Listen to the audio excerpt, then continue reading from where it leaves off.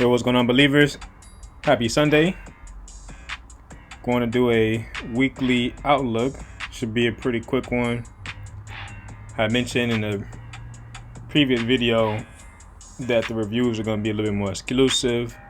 So while the outlook from last week was a banger and everything delivered pretty much how I outlined it, I'm not going to do a review just because, like I said, I want to keep that a little bit more exclusive. Need some more engagement at the very least. So make sure you like, comment, and subscribe if you want to encourage me to do the intraday reviews on ways to take advantage of some of those opportunities that were presented. Because as you can see, I'm doing a higher time frame outlook, not really diving too much deeper than the daily time frame, and so there's plenty of opportunities within that day or even within that whole week, right, to be able to find opportunities. And so that's more or less what a review would kind of go into. And so definitely, like I said, to encourage that, let's get some likes, comments, and some subscribers to the channel.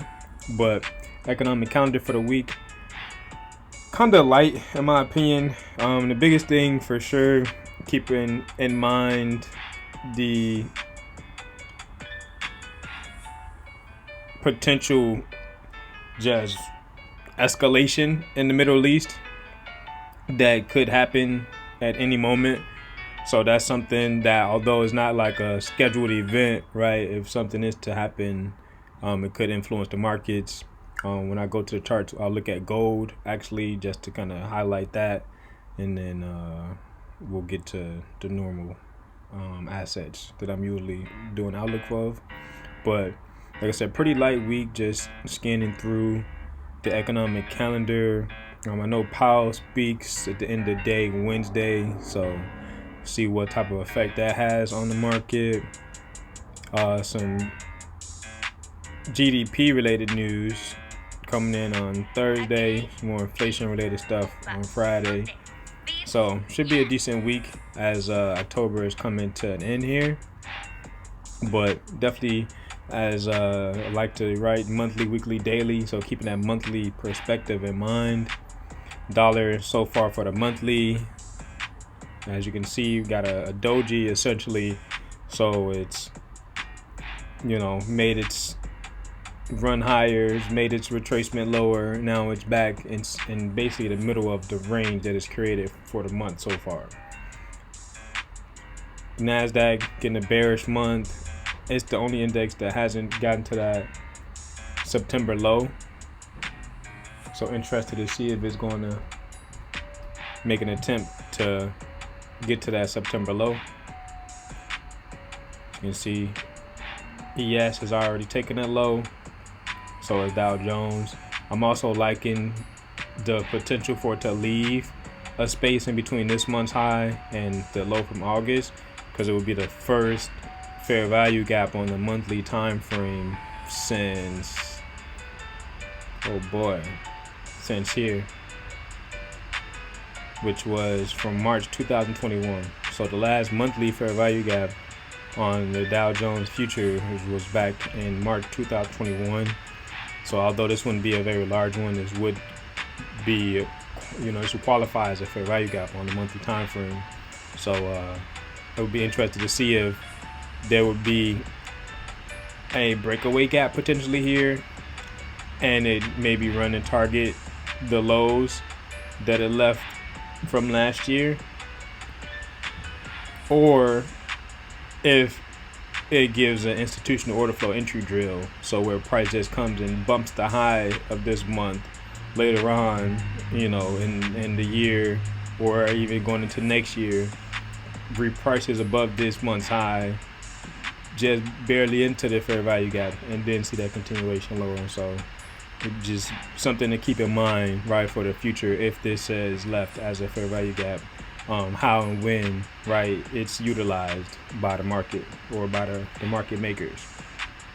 But so also to highlight just for ES and NASDAQ, I will mention this monthly fair value gap here that they had closed below, that it could act as resistance now. So far that's seeming to be the case after last week for ES as well as for NASDAQ. It was above this fair value gap, but just looking at it from a monthly perspective, it wasn't able to close up there, right? And so now we see it's back below it. So still qualifying as it, a flip from bullish to bearish area there. But now, drop it down to the weekly. Let's get down to the outlook, right? So the outlook for the dollar from last week was the previous week's high. Was not able to do so. Traded within the range of that previous week's candle, and essentially, right, did not much of anything except for consolidate, but it did close as a down close candle. So the draw on liquidity is going to be last week's low for me. Again, what it does when it gets there, that's a little bit more advanced, but since we're already kind of understanding the narrative here with dollar is looking for continued higher prices until it confirms, right, something bearish. So ideally trade below here, and any rejections, right, on a daily time frame, then I can use that as catalyst to kind of expect for a run to buy side intraday for dollar, which I compare with runs to sell side with things like the NASDAQ or the S&P or Dow Jones. But real quick, since I am on a weekly chart, I'm going to quickly go over to gold just to highlight that so you can see from the weekly perspective. So this was last week's candle. This was the week before that. So since the situation with the Middle East, right, gold has found some legs and the ability to rally. It's a safe haven asset, right? So there's real supply and demand fundamental factors that do also influence the price of gold. And so this aggressive return back up, to these highs in the past couple of weeks, a lot of that has to do with the conflict that's going on in the Middle East. So now that I've said my piece about that, we'll look at the NASDAQ weekly outlook, and that's based on, right, the weekly structure and everything else. The rejection out of that monthly, right, fair value gap now as resistance.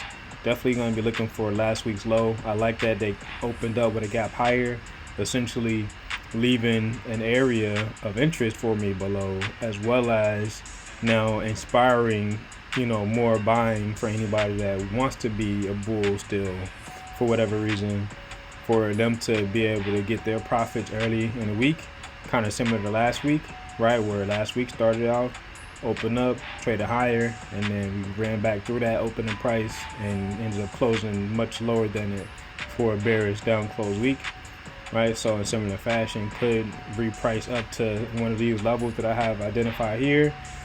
So first one, right, would be that 14,777. Above that, 14,871. So any of those levels, you can probably guess why I have those levels there, what it's anchored to, but I'm not going to mention it. Dropping down to ES, right? So we got levels here, that 42.63, 42.90 and a half, right? Wouldn't be surprised if it's repricing up to those areas, or some sort of a buy side within last week that is around those areas to pair with more shorts to, like I said, to run last week's low. But also keep in mind there's a swing low to the left of it as well that houses sell stops. Dow Jones, same thing, drawing liquidity, last week's low. Only level for Dow Jones that I really have identified is below, because if you remember when I mentioned this pending weekly bearish breaker, so it may have a hard time digging through here, which would, for me, give me lots of opportunities on intraday to take shots at just targeting new lower lows each time without really trying to force it to all happen at once, for it all to just run out of this range. Because once, like I said, I get it close below the halfway point of this range, that kind of opens the gates for me to anticipate this becoming confirmed once price closes below it on this time frame, and then this being a very strong resistance sending price lower. Essentially, right, I'm going to be looking for this low to be the next area to be taken from below here. But so as far as anywhere higher for Dow Jones, probably gonna have to go to the daily chart for that. So let's do that. All right, so here we are, daily chart. So fair value gaps, right, on the way down. Created one here, and depending on right how today closes, being it's Sunday, but it's officially the Monday candle, right? So when this Monday daily candle closes, if there is another fair value gap here, then that also just becomes an area of interest. But yeah, these highs, lows, opens, closes from the daily chart, then all become significant areas that if price gets to, I could expect some sort of sensitivity that could lead to lower prices. Daily on ES, same thing, same levels. I can actually get rid of this now. And so yeah, that's that. Everything's pretty much the same here. NASDAQ, see that September low. Also see this low from October. So actually this is basically the current low for October. It's also dangerously close to that, as well as that's basically equal lows with the September low so far. Like I said, it got close to it, but it didn't take it out yet, and looking like it's repricing down to that area of liquidity pretty aggressively now. Then last but not least, good old dollar. So this fair value gap is pretty much the highlight of last week. Monday dropped into it, Tuesday traded in it, Wednesday traded in it, Thursday traded in it, and Friday traded in it. So definitely highlight of the week. Draw on liquidity, like I mentioned already on the weekly, is last week's low for dollar. For the daily, it's going to be Friday's low. So again, what it does below these lows, ideally I see some sort of rejection higher, but I will play it by what I see because I have no control over what actually happens. I'm just here to analyze based on my experience.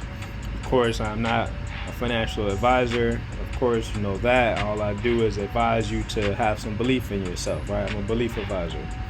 And so with that being said, shout out to believers, shout out to the dreamers, shout out to the homies that inspire me to be better each and every day. I love you, appreciate you more than you all know. I'll catch you on the next one. Peace.